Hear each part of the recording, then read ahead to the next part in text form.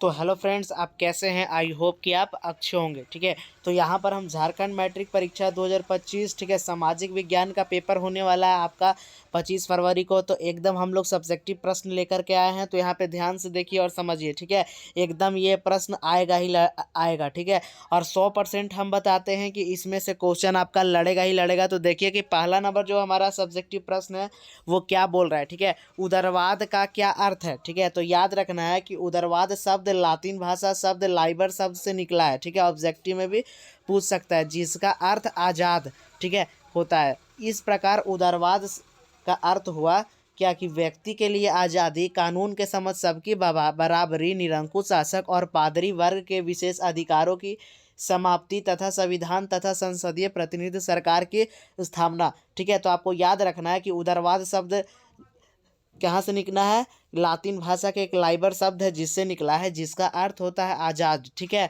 इस प्रकार क्या होता है कि उदारवाद शब्द का अर्थ होता है कि किसी भी व्यक्ति के लिए आज़ादी होता है और कानून के समझ सब व्यक्ति के लिए क्या होना चाहिए? बराबरी होना चाहिए। ठीक है, जिस प्रकार हमारे भारत में है उसी प्रकार। ठीक है, और निरंकुश शासक की क्या होना चाहिए? समाप्ति होना चाहिए। पादरी वर्ग के विशेष अधिकारों की समाप्ति, जैसे कि विशेष अधिकार होता है एक दो आपको हम उदाहरण से समझा देते हैं कि जब राजा का जो राजा होता है फिर आने वाला उसी का संतान क्या बनता है? राजा बनता है। तो ये सब जो विशेष अधिकार था उसका समाप्ति कर देता और एक संविधान तथा संसदीय प्रतिनिधि सरकार की एक स्थापना होता है जिसमें क्या सबकी बराबरी होती है, यही होता है। ठीक है, तो गिरमिटिया मजदूर देखिए कैसे।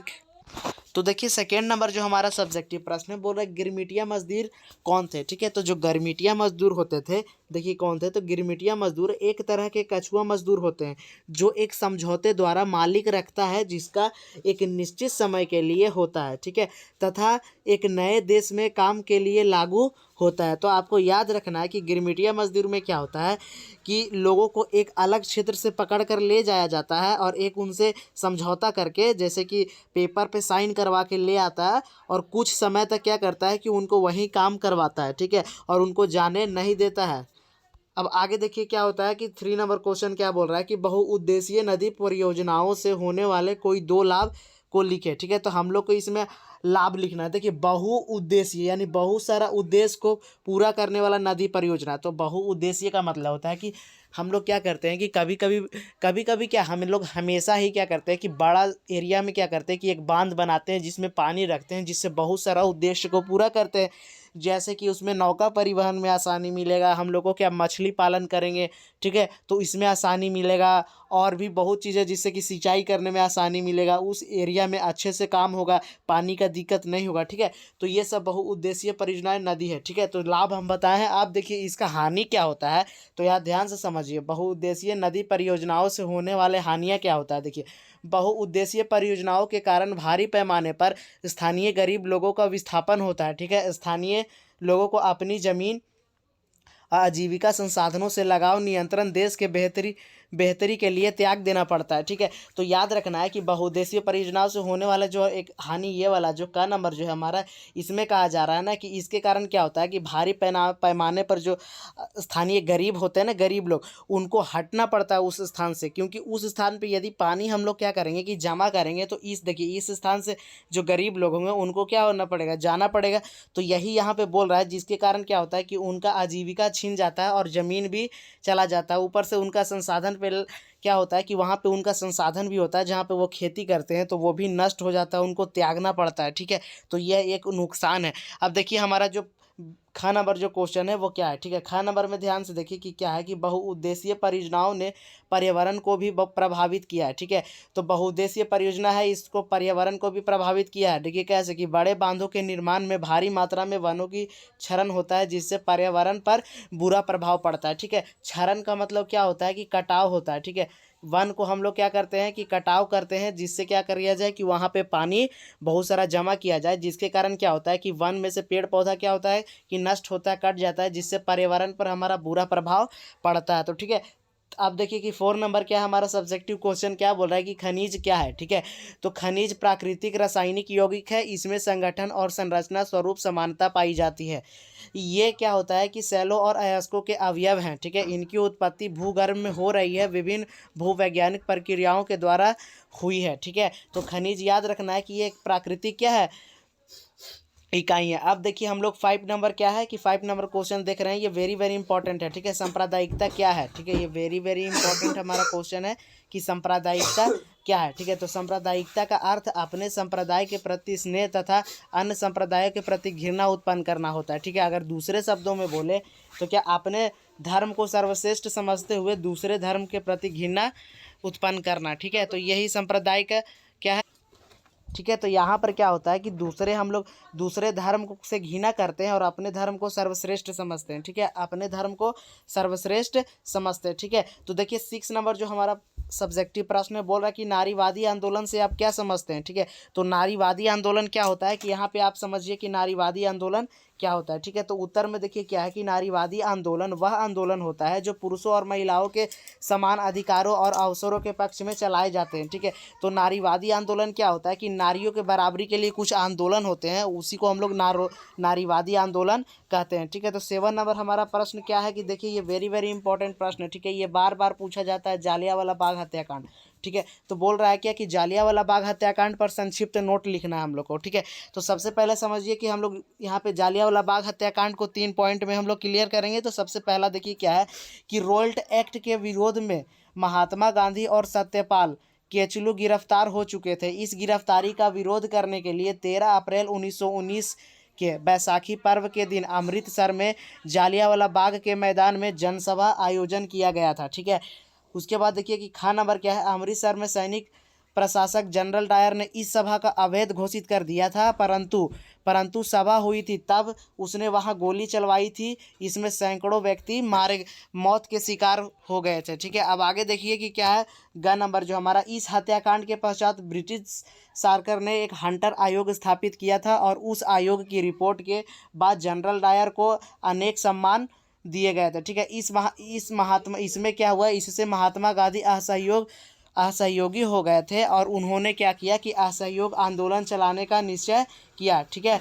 निश्चय वो कर दिए कि अब असहयोग आंदोलन चलेगा, ठीक है। तो घ नंबर देखिए इसमें क्या हुआ कि जालियांवाला बाग हत्याकांड भारत के इतिहास की सबसे दर्दनाक घटना थी और इससे क्या हुआ कि इससे पूरे भारत भर में क्या हुआ कि एक फूट की लहर पड़ी, ठीक है। यानी कि क्या हुआ कि लोग क्या हुआ सड़कों पर उतर गए, ठीक है, और हड़तालें होने लगी। ये जो जालियांवाला बाग हत्याकांड इतना दर्दनाक घटना था कि लोग सड़कों पर उतर गए और पूरा हड़तालें होने लगा, ठीक है। और ये वेरी वेरी इंपॉर्टेंट क्वेश्चन है, तो आप इसको कर ही लीजिएगा, ठीक है। अब आगे देखिए कि 8 नंबर जो हमारा प्रश्न है, बोल रहा है कि ब्रिटेन वुड्स समझौते का क्या अर्थ है, ठीक है। तो जो ब्रिटेन वुड्स समझौते का क्या अर्थ है, तो यहाँ पर ध्यान से समझिए, ठीक है। उत्तर में क्या हमारा, युद्धोत्तर अंतर्राष्ट्रीय आर्थिक व्यवस्था को ब्रिटेन वुड्स व्यवस्था भी कहा जाता है, क्योंकि जो ब्रिटेन वुड्स समझौता होता है वो का नंबर देखिए क्या है कि द्वितीय विश्व युद्ध के पश्चात, ठीक है, यानी कि द्वितीय विश्व युद्ध के बाद विश्व की विखंडती अर्थव्यवस्था को पटरी पर लाने के उद्देश्य से 1944 ईस्वी में अमेरिका में ब्रेटन वुड्स समझौता हुआ, ठीक है। तो क्या हुआ कि जब द्वितीय विश्व युद्ध हुआ ना, तो जो हमारा पूरा एकदम लड़ाई उड़ाई हुआ तो पूरा नुकसान हुआ, तो अर्थव्यवस्था क्या हुआ, विश्व का बिगड़ने लगा, विखंडित हुआ। तो जिसको अच्छे से लाने के लिए क्या किया गया कि 1944 में, ठीक है, एक उद्देश्य था कि उस व्यवस्था को ठीक करना है। तो 1944 में क्या हुआ कि अमेरिका में एक ब्रिटेन वुड्स समझौता हुआ, ठीक है। और इस समझौते का उद्देश्य औद्योगिक विश्व में आर्थिक स्थिरता तथा पूर्ण रोजगार को बनाए रखना था। यानी कहने का मतलब है कि जो ब्रिटेन वुड्स समझौता था उसमें क्या हुआ कि उसमें बात हुआ कि जो भी अर्थव्यवस्था बिगड़ रहा है उसको फिर से सारे देश के अर्थव्यवस्था को ठीक से लाना है, ठीक है। और वहाँ से क्या होता था कि बहुत लोग अपने कर्ज भी लेते थे और देते थे, ठीक है, जिससे क्या हुआ कि बहुत सौ को रोजगार भी मिलता था। अब आगे देखिए कि हम लोग का खाना नंबर यहाँ पे हम समझाते हैं, ठीक है। युद्ध के पूर्व तथा युद्ध के दौरान सदस्य देशों के विदेशी व्यापार में घाटे से निपटने के लिए अंतर्राष्ट्रीय मुद्रा कोष की स्थापना की गई, ठीक है। इस प्रकार युद्धोत्तर पुनर्निर्माण के लिए मुद्रा का इंतजाम करने के लिए अंतर्राष्ट्रीय पुनर्निर्माण एवं विश्व बैंक विकास बैंक का गठन किया गया। इससे सामान्य रूप से विश्व बैंक के नाम से भी जाना जाता है। तो ये आप याद रखिएगा कि एक विश्व विकास बैंक का भी गठन किया गया, जिससे कि लोग लोन ले सके और अपने आर्थिक व्यवस्था को सुधार सके, ठीक है। अपना विश्व जो भी देश होगा, लोग नहीं जो देश होंगे, ठीक है। अब गा नंबर जो कि जो प्रश्न है वो क्या है हमारा कि इस प्रकार ब्रिटेन वुड्स समझौते के अंतर्गत अंतर्राष्ट्रीय मुद्रा कोष तथा विश्व बैंक के माध्यम से युद्धोत्तर आर्थिक व्यवस्था को सुधारने का प्रयास किया गया, ठीक है। तो ब्रिटेन वुड्स में समझौता हुआ हुआ और एक अंतर्राष्ट्रीय मुद्रा कोष क्या हुआ, बनाया गया, जिससे कि सब लोग क्या करते थे कि कुछ पैसे लेते थे उधार, ठीक है, जैसे कर्ज लेते थे और अपने जो भी नुकसान होता था उसको ठीक से करते थे अपने अर्थव्यवस्था को, ठीक है। तो यहाँ पर देखिए कि 9 नंबर जो हमारा क्वेश्चन है वो क्या है, ठीक है, तो ये भी वेरी वेरी इंपॉर्टेंट था, ठीक है। ये जो हमारा 8 नंबर क्वेश्चन है ये भी वेरी वेरी इंपॉर्टेंट है, तो आप इसको कर ही लीजिएगा, ठीक है, ये वेरी वेरी है। अब यहाँ पे देखिए क्या है 9 नंबर जो हमारा प्रश्न है इसको आप ध्यान से देखिए, ठीक है। 9 नंबर क्या बोलता है कि उपभोक्ता संरक्षण परिषद उपभोक्ताओं की किस प्रकार मदद करता है, ठीक है। तो जो उपभोक्ता संरक्षण परिषद है ना वो उपभोक्ताओं को किस प्रकार मदद करता है, किन्हीं 3 शर्तों का उल्लेख करना है, यानी 3 शर्तों को हम लोग को बताना है, ठीक है। तो यहाँ पे ध्यान से समझिए कि किस प्रकार क्या करता है कि मदद करता है। तो उत्तर में देखिए जो पहला नंबर है वो कहता है कि ये सभी उपभोक्ताओं का मार्गदर्शन करती है, ठीक है, कि कैसे उपभोक्ता अदालत में मुकदमा दर्ज कराए, ठीक है। तो जो उपभोक्ता परिषद होती है वो मदद करती है कि उपभोक्ताओं को मार्गदर्शन बताती है, ठीक है, मार्गदर्शन यानी बताती है कि कैसे उपभोक्ता क्या कर सकता है कि अदालत में अपना मुकदमा यानी कि जो भी नुकसान होता है उसका वो दर्ज करा सकता है मुकदमे के थ्रू, ठीक है। अब आगे देखिए ख नंबर क्या है कि ये उपभोक्ता अदालत में व्यक्ति विशेष का प्रतिनिधित्व भी करते थे, ठीक है, ये उपभोक्ता अदालत में व्यक्ति विशेष का प्रतिनिधित्व भी करते थे। अब देखिए ग नंबर क्या होता है कि ये स्वयंसेवी संगठन जनता में जागरूकता पैदा करने के लिए सरकार से वित्तीय सहयोग भी प्राप्त करते थे, ठीक है। तो यहाँ पर ये वाला क्वेश्चन खत्म हुआ, इसको भी देख लीजिएगा, ये भी वेरी वेरी इंपॉर्टेंट है, ठीक है। ऐसा सवाल आएगा ही आएगा इस लेसन से, एक 3 नंबर का सवाल आपका आएगा ही आएगा उपभोक्ता का लेसन से, ठीक है। तो देखिए 10 नंबर जो क्वेश्चन है वो क्या है कि ऋण की नहीं 3 शर्तों का उल्लेख करें, ठीक है। तो यहाँ पे हम लोग को ऋण का कि नहीं 3 शर्तों का, ठीक है, तो यहाँ पे हम लोग को 3 शर्तों का उल्लेख करना है। तो देखिए पहला क्या है ब्याज दर, ठीक है। तो जब भी ऋण लेता है कोई बैंक से तो उसको ब्याज दर का कहता है कि शर्त पूरा करना पड़ता है कि ब्याज दर इतना आपको चुकाना पड़ेगा, ठीक है। और समर्थक ऋणदार, ये एक समर्थक ऋणदार होना चाहिए, या तो आपको एक क्या करना पड़ेगा आदमी लाना पड़ेगा जिसके थ्रू वह गारंटी दे सके कि फिर आप पैसे को चुका सके, ठीक है। फिर देखिए कि आवश्यक कागजात और भुगतान के तरीके सम्मिलित रूप से ऋण की, ठीक है। तो यहाँ पर एक आवश्यक कागजात होना चाहिए, घर का होना चाहिए या तो आपका जो प्रॉपर्टी का पेपर होता है वो होना चाहिए, ठीक है। तो प्रॉपर्टी का पेपर हो जाए या घर का। अब यहाँ पे देखिए कि भुगतान के तरीकों को सम्मिलित रूप से ऋण की शर्तें कहा जाता है, ठीक है। जितना भी भुगतान का तरीका होता है ना कि किस प्रकार आप भुगतान करेंगे तो ये सब ऋण का क्या था शर्तें ही कहते हैं, ठीक है। ऋण की शर्तों में एक ऋण व्यवस्था से दूसरी ऋण व्यवस्था में काफ़ी फर्क आ जाती है। कर्ज की शर्तें उदारता और कर्जदार की प्रकृति पर निर्भर करता है, ठीक है। अब देखिए 11 नंबर जो प्रश्न है ये भी वेरी वेरी इंपॉर्टेंट प्रश्न है, ठीक है, ये भी हमारा वेरी वेरी इंपॉर्टेंट प्रश्न है, तो इसको भी आप ध्यान से देखिए, ठीक है। क्या बोल रहा है कि सत्ता की साझेदारी के विभिन्न रूपों का वर्णन करें, ठीक है। तो जितना भी सच्चा का साझेदारी होता है ना, सत्ता का साझेदारी, ठीक है, उसका विभिन्न रूपों का वर्णन करना है। तो हम समझा देते हैं कि सत्ता का साझेदारी का मतलब क्या होता है कि सरकार का जो भी शक्ति है ना उसका बंटवारा, ठीक है, अलग अलग जगह पे क्या हुआ बंटवारा हुआ, ठीक है।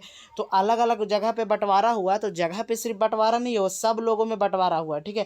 कहीं पे देखिए हिंदू को भी दिया गया, कहीं पे जो दलित जाति होता है उसको भी दिया गया, और कहीं पे जो उच्च जाति है उसको भी दिया गया, कहीं पे और जो नीचा जाति है उसको भी दिया गया, जिससे क्या हुआ कि सत्ता का बंटवारा हुआ, उसका विभिन्न रूप को हमको देखना है, ठीक है। तो देखिए सबसे पहले क्या यहाँ उत्तर है कि आधुनिक लोकतांत्रिक व्यवस्था में सत्ता की साझेदारी के अलग अलग तरीके निम्नलिखित है, ठीक है। पहला क्या है कि देखिए का नंबर कि सत्ता के बंटवारे का पहला रूप हमें सरकार के 3 अंग विधायिका कार्यपालिका और न्यायपालिका में सत्ता के बंटवारे में मिलता है, ठीक है। जैसे भारत के संविधान ने शक्ति का विभाजन कैसे किया है, एक पहला तो विधायिका कार्यपालिका और न्यायपालिका में कर रखा है, ठीक है।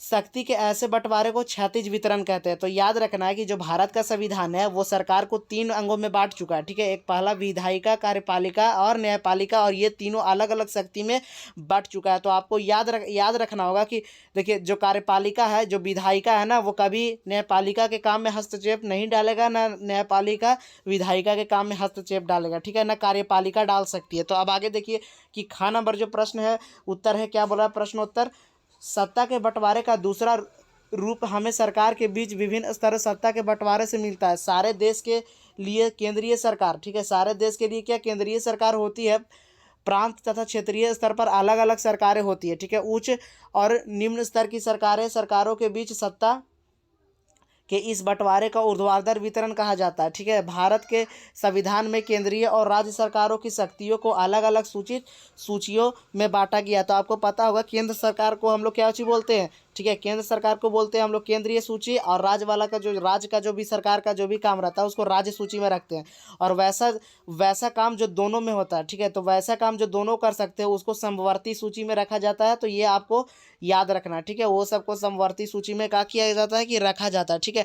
तो ग नंबर देखिए हमारा प्रश्न उत्तर क्या है कि ग नंबर में देखिए हमारा क्या है कि सत्ता का कई बार बंटवारा सामाजिक समूहों जैसे भाषा समूहों और आर्थिक समूहों में भी कर दिया जाता है, ठीक है। बेल्जियम या समुदाय के सरकार इस व्यवस्था का एक उत्तम उदाहरण है, ठीक है। अब आगे देखिए कि घ नंबर जो प्रश्न है, कई बार सत्ता का बंटवारा राजनीतिक दलों एवं दबाव समूहों में भी कर दिया जाता है।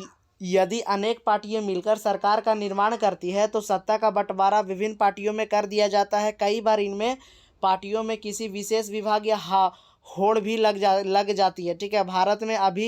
भारत में भी अब मिलीजुली सरकारें का बोलबाला होने लगा है, ठीक है। तो भारत में भी अब क्या होने लगा है कि मिलीजुली जो सरकारें होती है उनका बोलबाला होने लगा है, ठीक है। क्योंकि जब दो गो क्या होता है कि दो गो राज सत्ता मिलते हैं, दो गो, और फिर वह मिल के गठन कर लेते हैं और ये दोनों का बात क्या होता है चलता है, ठीक है। डेनमार्क में भी, जो डेनमार्क हमारा राज्य देश है, उसमें भी क्या हुआ, अनेक राजनीतिक दल है जो सत्ता बंटवारा से सरकार को चलाते हैं, ठीक है। तो यहाँ पे देखिए ये हमारा था कि सब्जेक्टिव प्रश्न था जो वेरी वेरी इंपॉर्टेंट था, तो आप इसको कर ही लीजिएगा, ठीक है। विज्ञान का कर ही लीजिएगा, ये तो क्वेश्चन लड़ेगा ही लड़ेगा दोस्तों, ठीक है। तो यदि आपको ऑब्जेक्टिव के भी प्रश्न देखने होगा तो डिस्क्रिप्शन में लिंक हुआ है, देख सकते हैं, ठीक है। तो यदि हम और हमारे चैनल को सब्सक्राइब कर दे जिससे कि हम आपको वायरल प्रश्न का वीडियो भेज सकते हैं। आप जानते हैं कि हम साइंस का भी प्रश्न दिए थे, ठीक है, हम साइंस का भी प्रश्न दिए थे।